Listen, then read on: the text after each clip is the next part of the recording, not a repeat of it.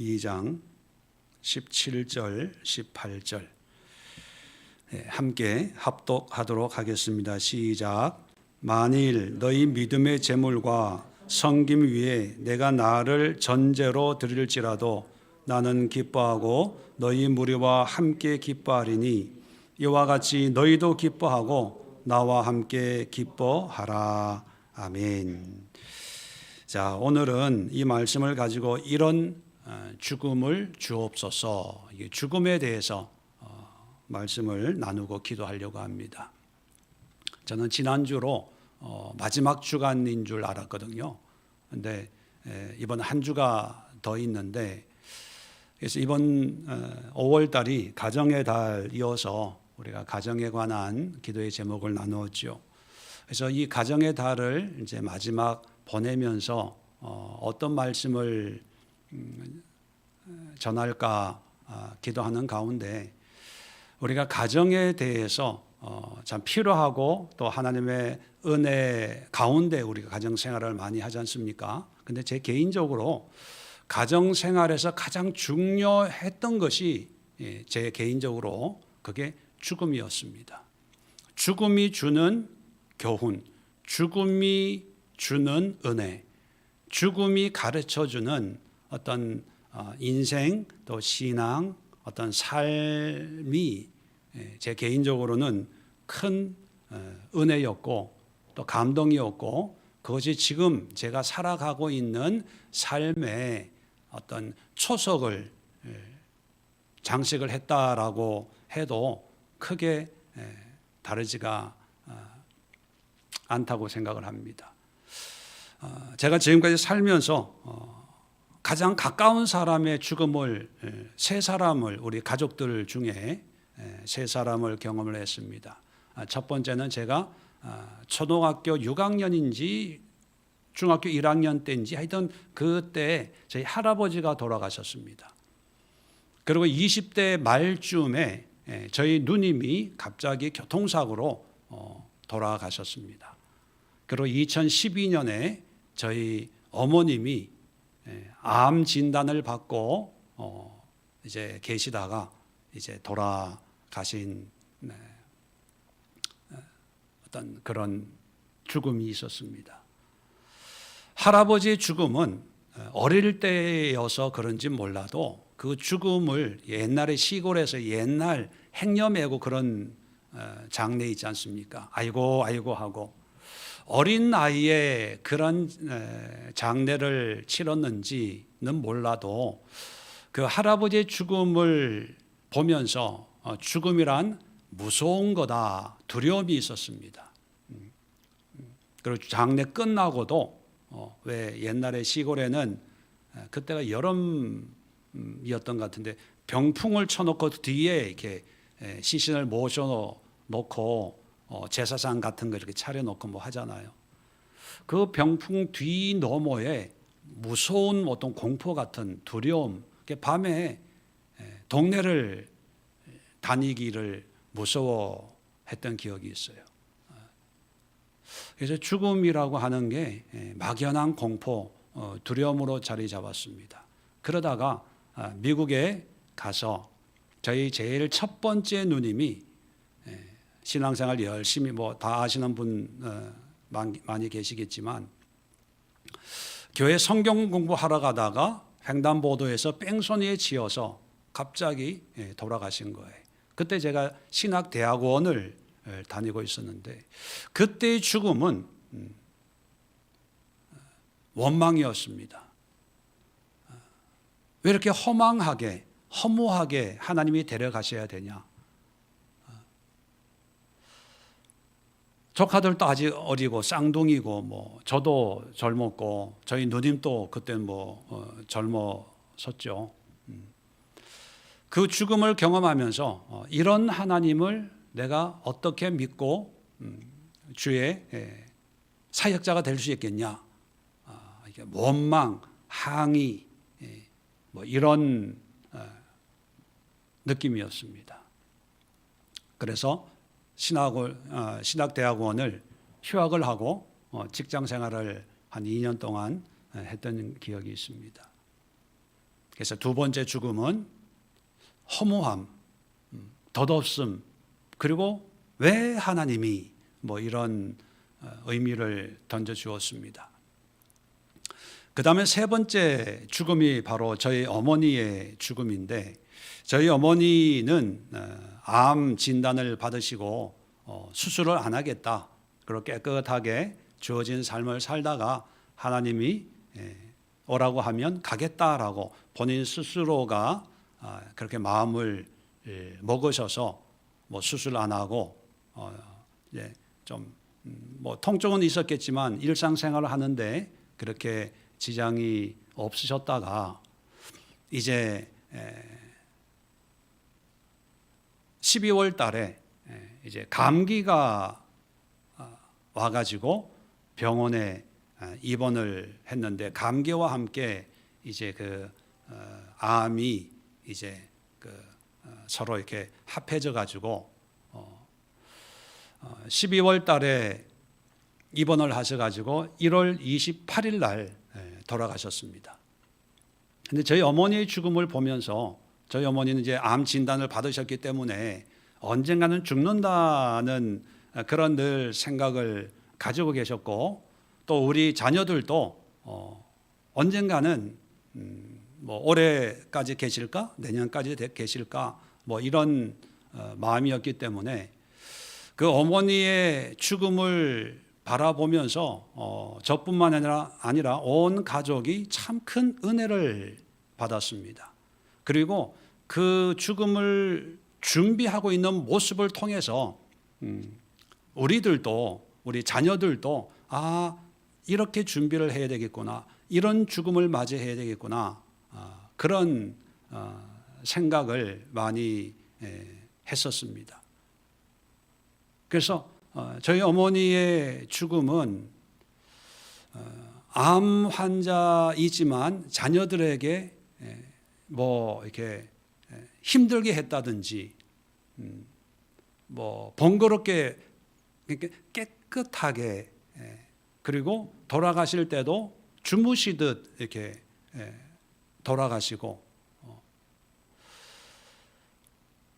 늘 하나님의 은혜 안에서 말씀하시고 또 그런 모습을 보여주어서 저희 어머니의 죽음은 정말 눈물이 없는 기쁨과 감사와 찬송이 있는, 그래서 고향 친척들이, 옛날 고향 분들은 밤새러 오시잖아요. 밤새주러 왔다가 그냥 가셨어요. 이상하다고.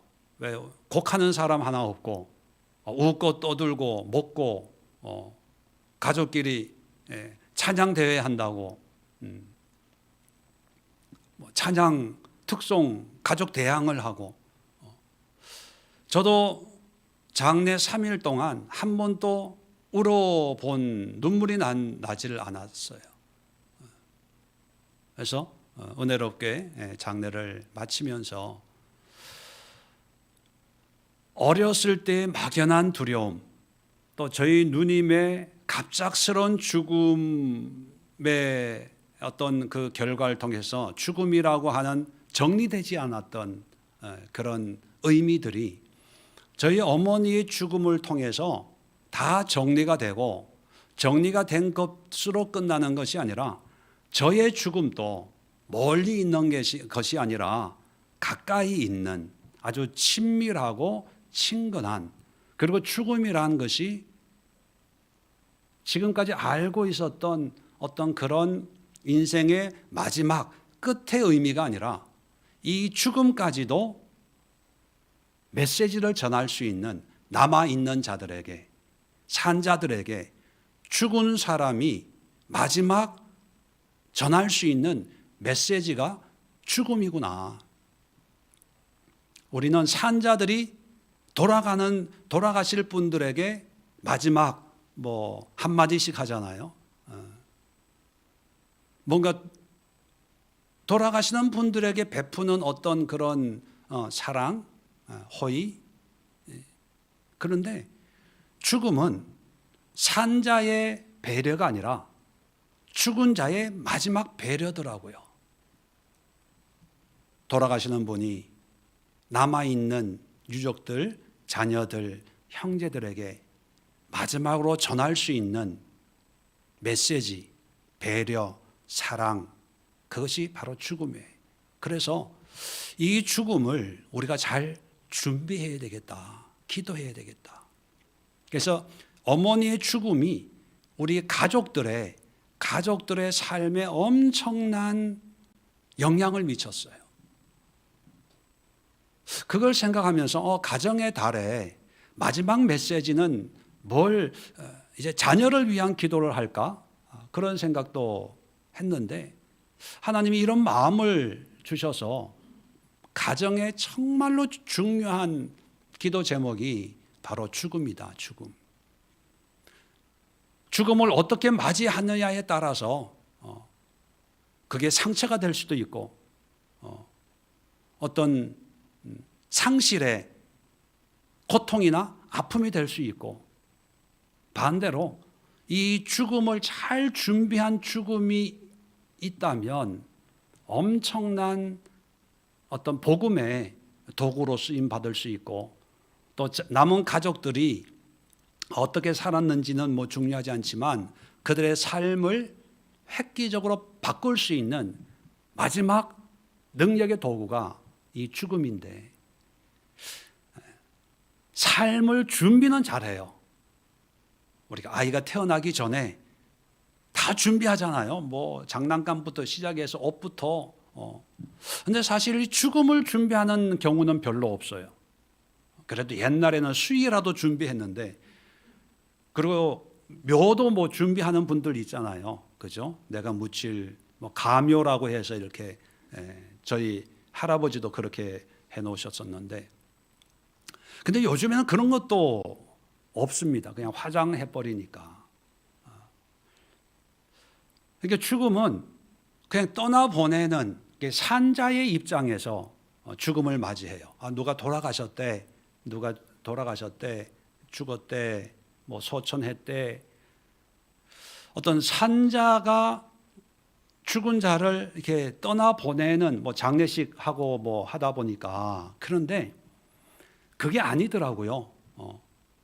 죽음은 죽는 사람이 남아있는 사람에게 하는, 이제 힘이 없고 병 있고 말은 못하지만 마지막 남겨두는 유언이자 메시지이자 전도이자 복음이자 어떤 삶의 엑기스, 이거를 우리가 준비해야 되겠구나.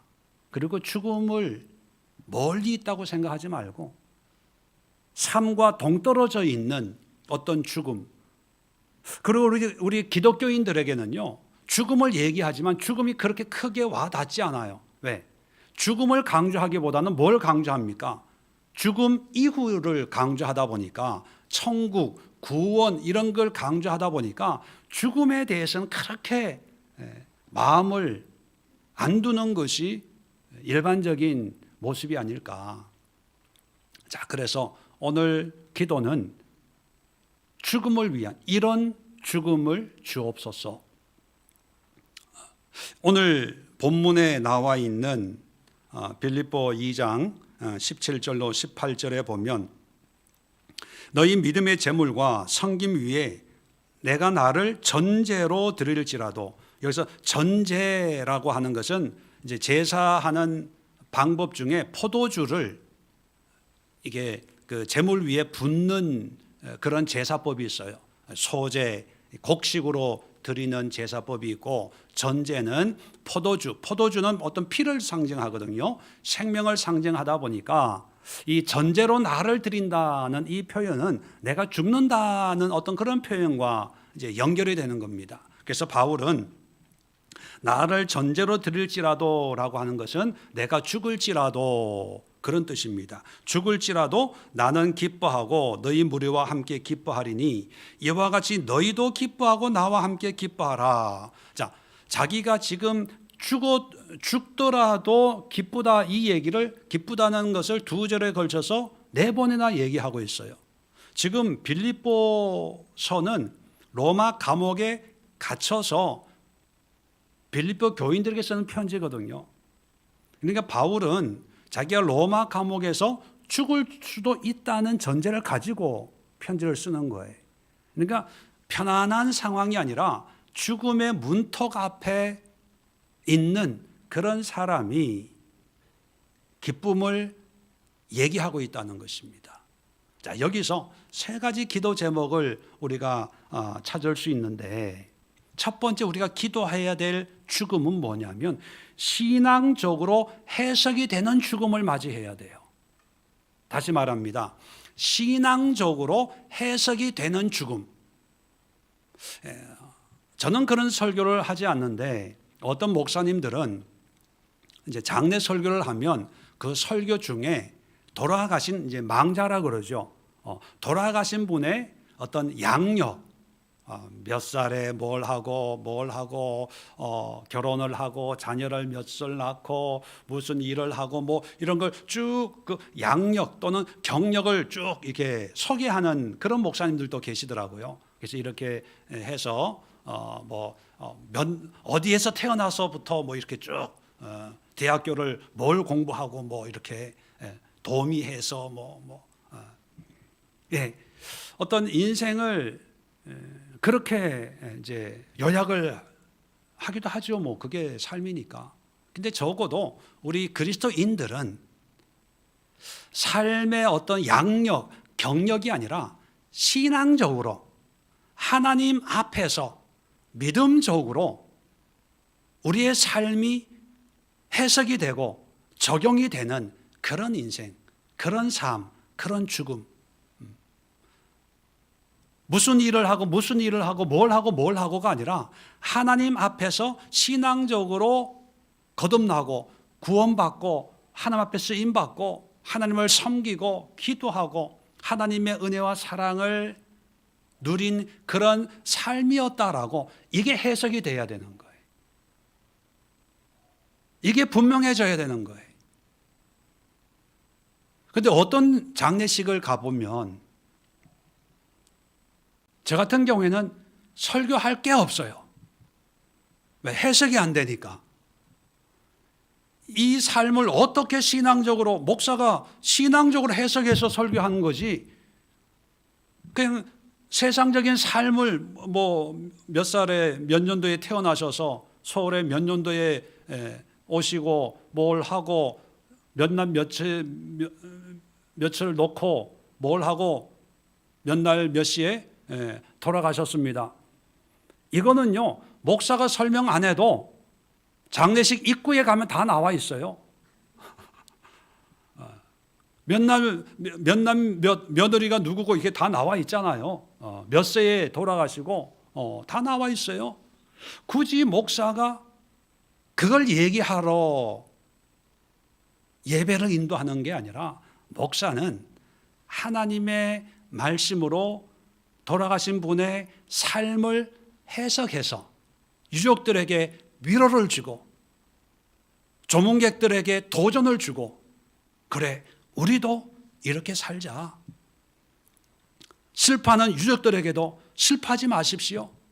이런 삶을, 이런 믿음으로 살았기 때문에 아마 우리가 슬퍼하고 염려하는 것보다 앞서 가신 분이 오히려 남아있는 분을 위로하고 안타까워할 겁니다. 왜? 해석이 되니까. 바울이 왜 기뻐한다고 얘기합니까? 앞에 보면 너희 믿음의 재물 섬김 위에 복음을 전하고, 믿음의 재물, 믿지 않은 사람들이 이제 믿음으로 돌아와서 하나님 앞에 아름다운 열매가 맺히는 거예요. 그리고 그 사람들이 헌신하고 섬기는 그런 성숙한 그리스도인이 된 거예요. 자, 이런 어떤 믿음의 열매, 복음의 열매, 전도의 열매를 맺고 내가 죽으니까 그래서 기쁜 거예요. 왜? 해석이 되니까. 하나님, 이런 믿음의 열매들을 이 사람들이 우상을 섬기다가 이제 하나님을 섬기는 사람들이 되는데 제가 일조를 했습니다. 이런 자랑, 16절에도 그런 얘기가 나옵니다. 내가 자랑할 것이 있게 하려 함이라.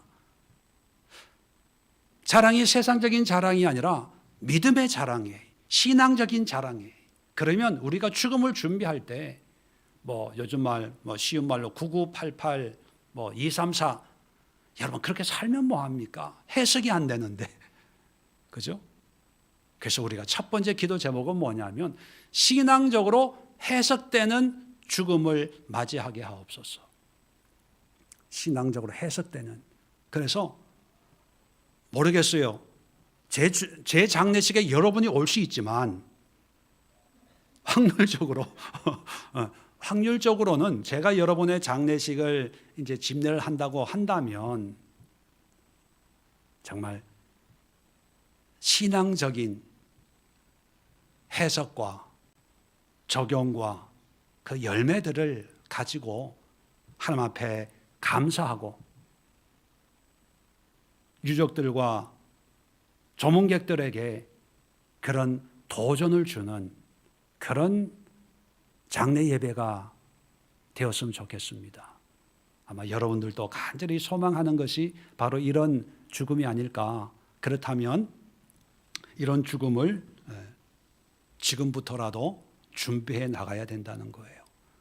자, 그래서 첫 번째는 신앙적으로 해석이 되는 죽음을 주옵소서. 우리가 기도해야 되고요. 두 번째는 기쁨이 되는 죽음을 주옵소서. 아까도 말씀드렸지만 바울은 자기가 지금 이 자리에서 죽는다고 해도 나는 기뻐 우리 다 함께 기뻐하자. 너희들 기쁘잖아. 이렇게 기쁨을 계속 얘기하고 있습니다. 참 이 죽음이 기쁨이 되는 이유는 우리 그리스도인들에게는 다른 게 없어요. 믿음 안에서 신앙 안에서 죽기 때문입니다. 믿음 안에서 또는 신앙 안에서 죽는다는 것은 내가 기독교인이라는 사실 때문에 어떤 기쁨이 있는 것이 아니라 내 삶이 하나님과 함께하는 삶이기 때문에 기뻐할 수 있는 거예요. 돈이 있어서 기쁜 것도 아니고 명예가 있어서 기쁜 것도 아니고요. 하나님과 함께하는 믿음의 삶, 이게 참 중요한 거예요. 아까도 말씀드렸지만 이 죽음은 망자가 남아있는 자들에게 베푸는 마지막 큰 배려라고 제가 말씀드렸잖아요. 그 의미가 뭐냐 하면 그 배려 때문에 남아있는 자도 기쁘고 돌아가시는 분도 기쁨으로 돌아갈 수 있는데 그 배려가 뭐냐 하면 남아있는 자들에게 믿음이란 무엇인가, 신앙이란 무엇인가, 삶이란 무엇인가를 책을 통해서도 아니고 유명한 사람의 말을 인용하는 것도 아니고 누구를 통해서 가장 절실하게 깨닫냐 하면 돌아가시는 분의 모습을 보면 그게 전도예요. 그게 복음이고 그것이 어떤 구원의 초대장 같은 말 없는 그런 전도제라고 할까요?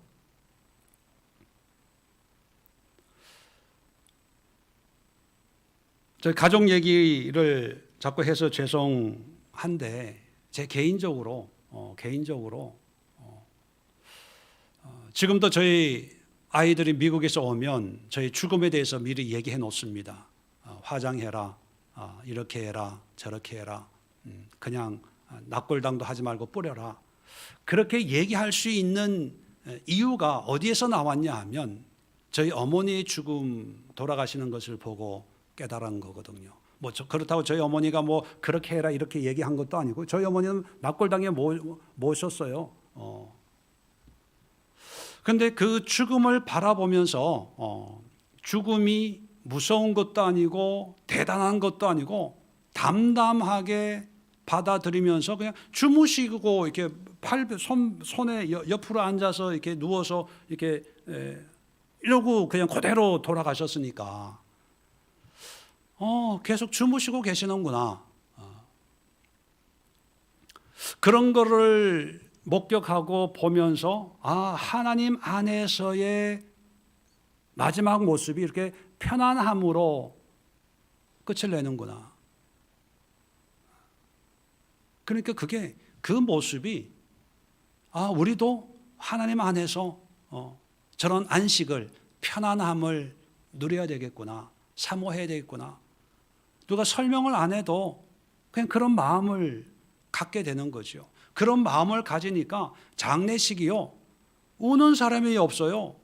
누님들만 좀 누가 와서 한마디 하면은 울지, 정말 축제처럼, 잔칫날처럼 장례를 했던 기억이 있습니다. 그 기쁨의 원인이 뭐냐 하면, 우리가 저희 어머님을 잘 모셔서가 아닙니다. 저희 어머님이 우리에게 보여준 것 때문에 우리가 기쁜 거예요. 만약에 저희 어머님이 나 가기 싫어 그때 마산에 계셨거든요. 나 서울 큰 병원 데려다 줘. 수술 받고 싶어. 좋은 약 미국에 가서 뭘 사다 줘. 미국에 계시던 분이니까 난 미국 갈래. 만약에 그랬다면 우리에게는 큰 마음의 짐이었을 거예요. 돌아가셔도 그 약 한번 쓸 걸, 돈 좀 모아가지고 그 병원 한번 모셔갈 걸, 그렇게 원했는데 그 의사 한번 만나볼 걸, 아마 그랬을 거예요. 근데 저희 어머니는요, 다 괜찮다, 필요 없다. 장례 마치고 이제 계산을 다 해야 이제 그 병원을 나올 수 있더라고요. 근데 병원비가 암 환자가 한 달 입원했는데 89만 원인가 92만 원인가 그래요. 보험이 다 돼서 하니까 그게 큰 비용이 안 드는 거예요. 너무 우리 입장에서는 너무 100만 원도 안 되는 병원비, 장례식 비용은 이제 조의금하고 해서 그냥 거기로 이렇게 되니까 납골당도 거기서 나오고요. 돈이 몇십만 원 남더라고요. 남아가지고 마산에 있는 우리 매형 양복해드렸어요. 여러분, 조의금 받아가지고 양복해 입은 집 있을까요? 저희는 그 돈으로 저희 매형 수고했다고 양복해드렸어요.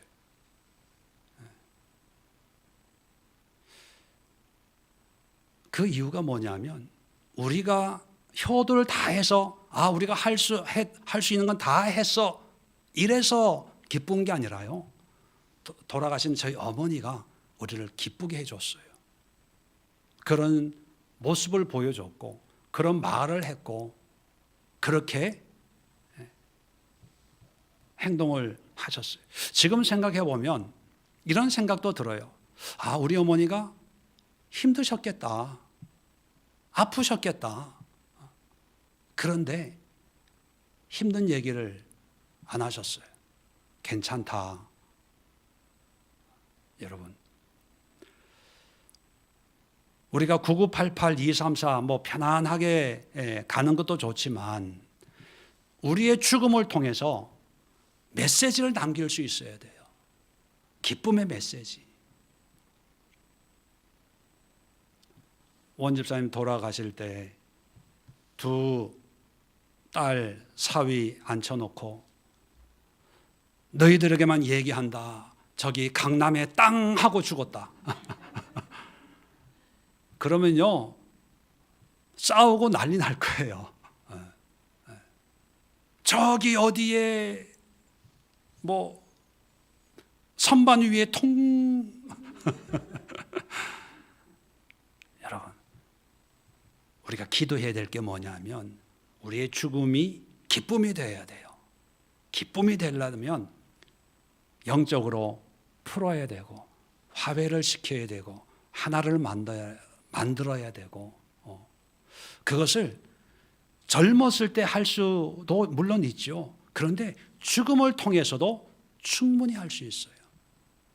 그러니까 우리가 내가 아파, 힘들어, 나는 이제 누워 있으니까 할 수 있는 게 아무것도 없어, 이렇게 생각하지 마시고요. 죽음을 이용해서 온 가족이 기쁨을 만들 수가 있어요. 그걸 위해서 기도해야 됩니다. 물론 죽음 이전의 기쁨을 만들면 좋지만 죽음을 통해서도, 그래서 바울이 지금 자기의 죽음을 놓고 기쁨 4번이나 강조하고 있는 거예요. 죽음도 기쁨이 될, 살아있는 자도 기뻐하고 죽는 자도 기뻐할 수 있는 그런 하나님의 특별한 기회인 것을 우리는 잊어서는 안 돼요. 죽음은 모든 걸 내려놓고 이제 할 수 있는 게 없다라고 하는 게 아니고, 죽음의 그 순간까지도 살아있는 자가 할 수 없는 가장 강력한 사랑의 메시지, 구원의 메시지, 천국의 메시지, 영혼의 메시지를 전할 수 있는 것이 바로 죽음이에요. 죽음은 너무 귀한 거예요. 너무 소중한데 우리는 이 죽음을 너무 어둡게 받아들여요. 무섭게 받아들여요. 이런 죽음을 위해서, 기쁨의 죽음을 위해서 여러분 기도하십시오. 그리고 사모하십시오. 나의 장례식이 슬픔의 장례식이 아니라 찬양과 감사와 하나됨과 연합되고 깨어진 것이 다시 합쳐지는 그런 감사와 축제의 날이 될 수 있도록 여러분 기도하셔야 돼요. 그래서 또 말씀드리지만 확률적으로 제가 여러분의 장례식에 갔을 때 부흥회 같은 그런 예배를 드릴 수 있도록 우리가 기도합시다. 세 번째가 가장 현실적인 문제인데 고통의 문제입니다. 고통. 성경 시대에는 어떤 죽음이라고 하는 게 가장 두려움의 대상이 이게 박해잖아요. 박해, 핍박, 순교, 그죠? 순교의 어떤 두려움, 고통이 있었습니다. 근데 오늘날은 우리 한국 풍토에서는 뭐 핍박, 순교보다는 뭐에 대한 두려움과 고통이 더 심합니까? 질병에 대한 두려움이죠. 뭐 핍박과 순교와 질병을 그냥 그대로 비유한다는 것은 좀 차이가 있지만, 그러나 그 시대에 누렸던 어떤 두려움이나 우리가 가지고 있는 막연한 두려움, 질병에 대한 어떤 통계를 보니까요, 요즘에는 옛날은 다 집에서 돌아가시잖아요. 근데 요즘에는 거의 85%가 병원이나 요양, 집이 아닌 곳에 돌아간대요. 돌아가시는데, 근데 재밌는 게 뭐냐면 약 15%가 집에서 돌아가시는데 그 15%의 절반 정도가 집에서 돌아가시는데 어떻게 돌아가냐? 자살이래요. 보통 집에서 자살을 많이 하잖아요. 그렇게 보면 정상적으로 집에서 가족들과 함께 임종을 맞이하는 사람은 요즘에는 그렇게 뭐 많지가 않다는 결과이지요.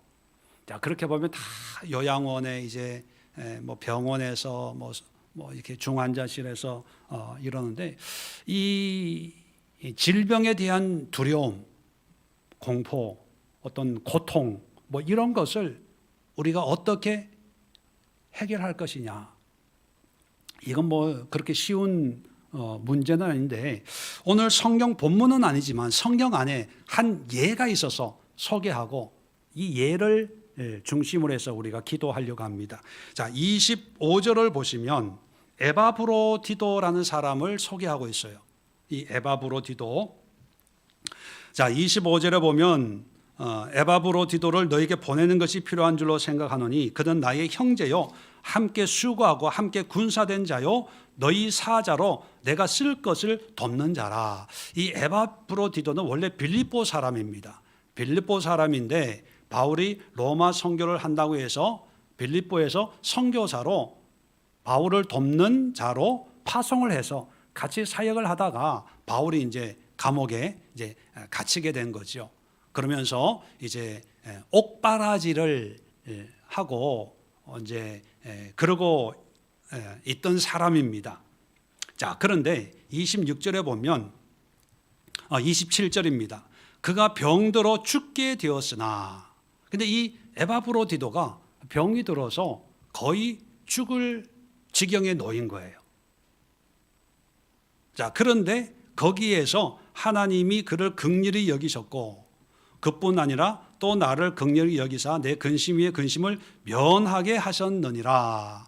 하나님이 기적적으로 고쳐준 거예요. 자, 고쳐주어서 이제 돌아온 고향으로 바울이 이제 다시 이제 보내는 거죠. 걱정하는 가족들이 있고 또 교우들이 있으니까. 자, 28절 봅시다. 그러므로 내가 더욱 급히 그를 보낸 것은, 이제 빌립보로 이제 보내는 것은 너희로 그를 다시 보고 기뻐하게 하며 내 근심도 들려 함이라. 그러니까 빌립보 교인들은 걱정을 많이 했겠죠. 요즘 같으면 뭐 달려가서 뭐 신방도 하고 문병도 할 텐데, 거의 사경을 헤매고 있다는 얘기만 들었지 다른 자세한 사정을 모르고 있는 상황에서 또 소문에 살았대 라고 하니까 궁금해 죽겠는 거예요. 그래서 그 궁금증을 해소하려고 이 에바브로디도를 다시 이제 빌립보에 보낸다는 거죠.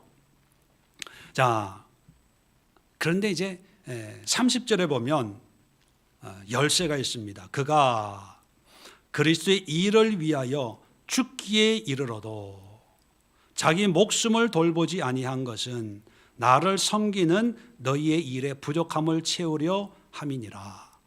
뭐 어떻게 치료받았는지는 자세하게 나오지 않지만 바울이 이 에바브로디도가 죽었다가 살아날 수 있었던 것을 의학적인 거나 어떤 뭐 치료의 어떤 방법을 얘기하는 게 아니라 30절에 그리스도의 일을 위하여 죽기에 이르러도 자기 목숨을 돌보지 아니하고 나를 너희 대신에 섬겼다.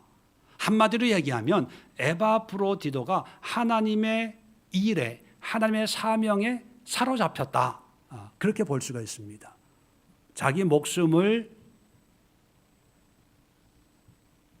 돌보지 아니하고 사경을 헤맸는데도 자기 목숨을 중요하게 여기지 아니하고 오직 그리스도의 일, 받은 사명, 해야 될 일, 그 일에 매진했다. 그랬더니 하나님이 긍휼히 여겨서 그를 살려주셨다. 이렇게 얘기를 하는 거예요. 자, 그러면 뭐 모든 사람에게 다 적용되는 건 아니지만 그냥 공통적으로 우리가 질병의 위험이 염려가 있어요. 뭐 고통, 몸이 아프고 여기도 아프고 요즘 건강 검진하면 이제 겁나죠. 이제 뭐라고 또 할지. 자, 그럴 때 의사의 말, 물론 우리가 관리하고 해야 되지만 중요한 것은 뭐냐면 우리는 매년 어쩔 수 없이 이 육신이라고 하는 것은 이제 쇠해지게 되어 있어요. 낡아지게 되어 있다는 거예요. 올해보다 내년에 가면 어디가 더 나빠졌어요. 이건 당연한 거예요. 근데 이 당연한 것을 큰 일로 여겨서 여기에 이걸 먹고 저걸 먹고 이러면 안 되고 저러면 안 되고 그러다가는 지금 얘기하고 있는 이런 죽음을 준비할 수가 없어요. 이런 죽음을 준비하려면 고통의 문제라고 말씀드렸는데 질병의 문제, 우리에게는 질병의 문제를 어떻게 해결하냐 하면 하나님의 일, 하나님의 사명에 집중해야 돼요. 하나님의 일을 하는데 일어나는 어떤 이런저런 것들은 대수롭지 않다.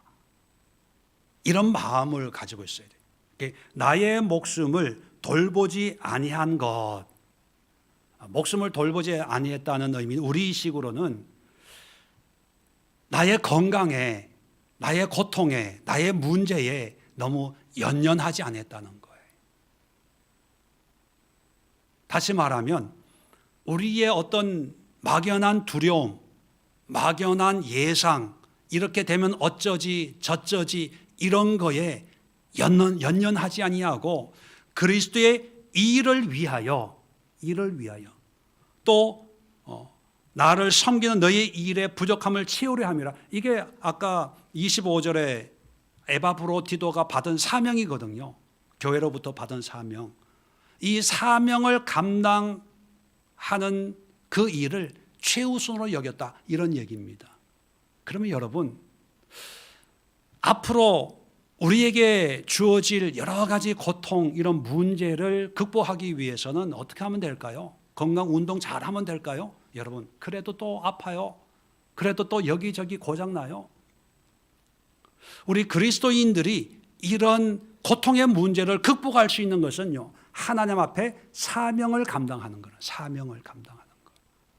바울도 그 사명을 감당하기 때문에 로마 교회 감옥에 갇혀도 기뻐하고, 로마까지 가서 복음을 전하고, 매를 맞고 핍박을 당하고, 얼마나, 고린도 후서에 보면 그가 매를 몇 대를 맞고 파선의 위험, 동족의 위험, 굶주림의 질병의 그런 얘기를 쭉 나열하잖아요. 그게 다 고통이거든요. 그 고통을 이길 수 있는 원천이 바로 사명이에요, 사명. 그런데 오늘날 우리 그리스도인들이 하나님을 믿는데 사명으로 믿지 않아요. 사명으로 감당하지 않아요. 자기 환경으로 감당해요. 내가 시간이 좀 나니까 하고, 시간이 좀 되니까 하고, 그런데 시간이 안 되면 못해, 안 해. 그러니까 하나님 앞에 믿노라 하지만 하나님을 섬기는 사명은 믿음하고 다른 거예요. 여러분, 사명과 믿음은 다른 거예요. 사명은 일이에요, 일. 믿음은 하나님과 나와의 관계라면 사명은 그 관계에서 내가 책임지고 해야 될 일. 에바브로디도는 나의 형제여, 나의 함께 하고 함께 군사된 자요, 너희 사자로 내게 쓸 것을 돕는 자. 군사, 복음을 전하고 돕는 것을, 이건 믿음이 있기 때문에 여기에 자원해서 이 일을 하겠습니다 해서 빌립보 교회에서 로마로 파송을 받은 거잖아요. 이게 사명이거든요. 오늘날 우리가 믿음을 강조해서 하나님과의 나와의 관계, 기도하고 예배 드려요. 예. 그런데 그것도 대단하지만 이제 죽음의 문제를 놓고 볼 때 죽음 앞에서 우리가 기쁨과 감사와 살아있는 자들에게 우리가 뭔가 메시지를 전할 수 있는 그런 바울과 같은 그런 멋있는 믿음의 죽음의 소유자가 되려면 어떤 삶을 살아야 되냐면 사명의 삶을 살아야 돼요. 사명의 삶. 한번 해볼까?